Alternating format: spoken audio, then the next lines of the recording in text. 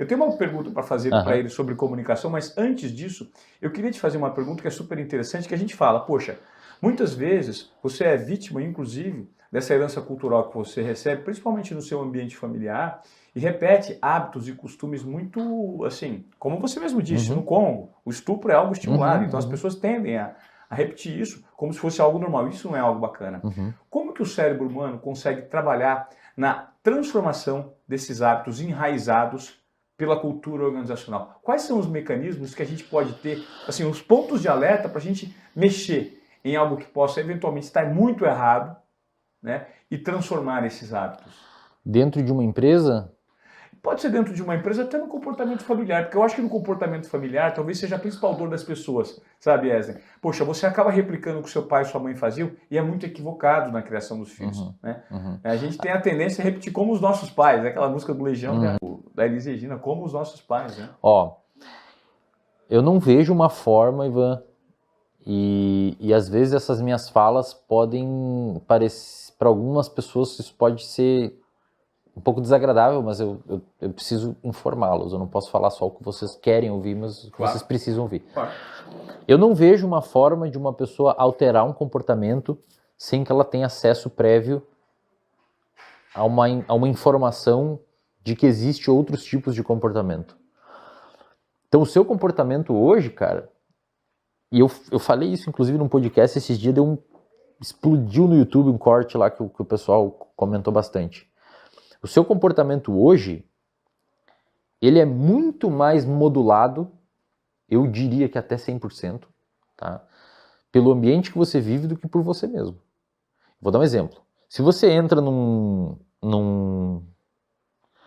se você entra numa sala quente, digamos que você está num lugar e você entrou numa sala quente, começou a ficar muito calor nessa sala e você pediu para ligar o ar-condicionado para a temperatura ficar mais gostosa na sala. O fato de você ter verbalizado, solicitado, ter tido o comportamento de falar ali e pedir para alguém ligar o ar-condicionado, não, na minha opinião, cara, por incrível que pareça, não foi decisão sua. Um núcleo lá do seu hipotálamo, lá no centro do seu cérebro, detectou uma temperatura muito elevada, isso começou a causar desconforto, liberar dopamina na sua área tegmentar ventral, que informou os núcleos emocionais e o córtex pré-frontal, fazendo você ter como reflexo comportamental pedir para ligar o ar-condicionado. Porque em outras vezes na sua vida você ligou o ar-condicionado e aquele desconforto passou. Então foi um reforço. Quando está calor e você liga o ar-condicionado, você é reforçado a voltar a ter esse comportamento lá na frente. Por que eu estou falando tudo isso? Porque a forma que você se comporta hoje, cara, ela é consequência do ambiente que você vive. E era consciência do ambiente que você vive e talvez não consciência do ambiente, consequência do ambiente que você viveu. Não, também, com certeza, consequência do ambiente que você viveu. Então, mas do momento predomina sobre o que você viveu? Exemplo, a minha pergunta é baseada no seguinte sentido. Vamos supor, eu preciso romper com ciclos viciosos de comportamento, né, que eu herdei da minha família. Vamos supor, o meu pai tinha um hábito de beber demais. Então, eu cresci achando que beber demais era muito legal. E numa conduta repetitiva de comportamento, né, beber demais fazia parte da normalidade, era comum, era inclusive interessante, porque era um ritual, né? Era um ritual, então era muito interessante. Então, beber demais, apesar de ser nocivo para o corpo, e a gente tem esse entendimento, não é legal. Mas eu mudei esse comportamento porque a partir do momento que eu me apropriei de informações suficientes e tive, eu acho, um nível de expansão de consciência para romper com um hábito de vício. Mas é que essas informações que você está falando, eu obtive informações suficientes para romper o vício. Essas informações que você obteve é ambiente.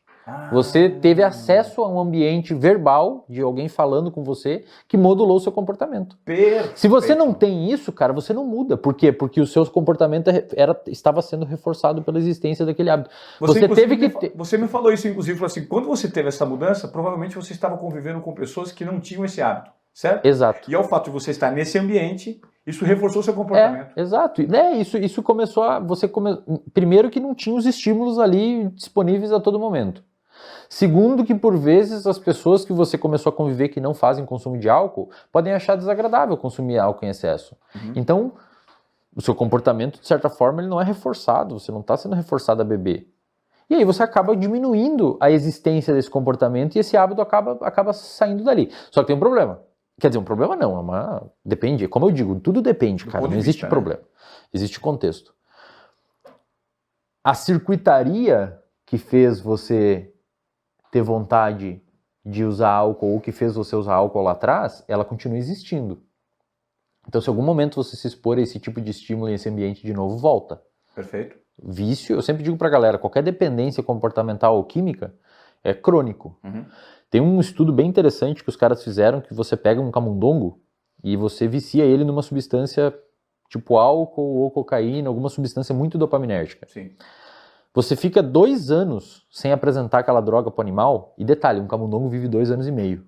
Então, 2 anos para um camundongo seria 70 anos para um humano. Perfeito. Uma vida toda, literalmente, pro animal sem apresentar ele a droga. Depois você apresenta a droga, ele volta, ele quer aquilo como se não tivesse existido esses 2 anos sem a droga.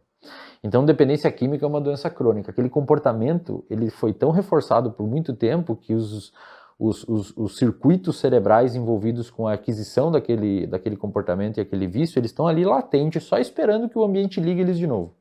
E aí existe uma outra questão. Você meio que pode reaproveitar esses circuitos de impulsividade com álcool em outros contextos. Como, por exemplo, o exercício físico. Uma coisa extremamente comum, Ivan, é pegar um...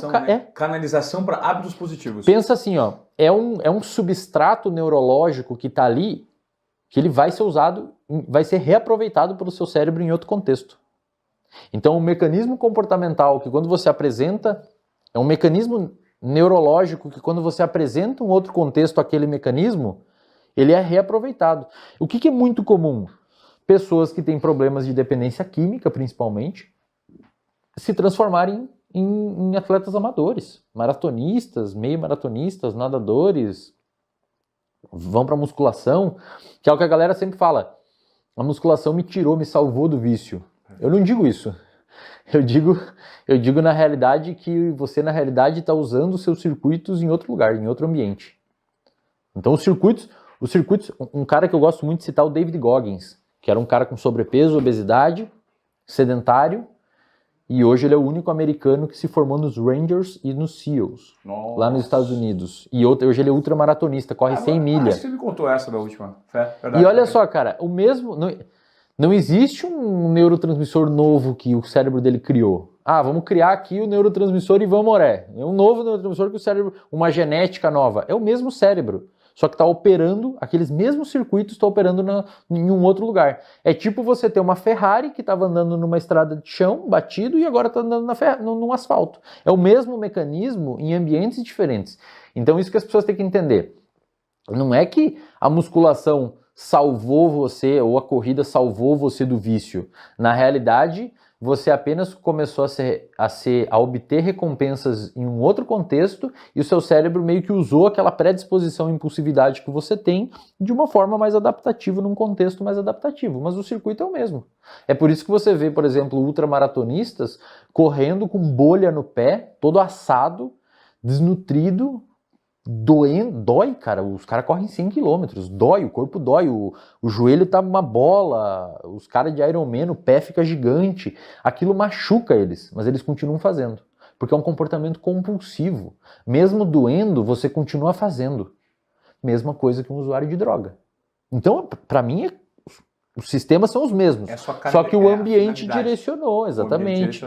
E aí, olha que interessante, existe um outro contexto que consegue salvar muitas pessoas do vício e que na realidade é como se fosse o esporte, é uma troca, é religião.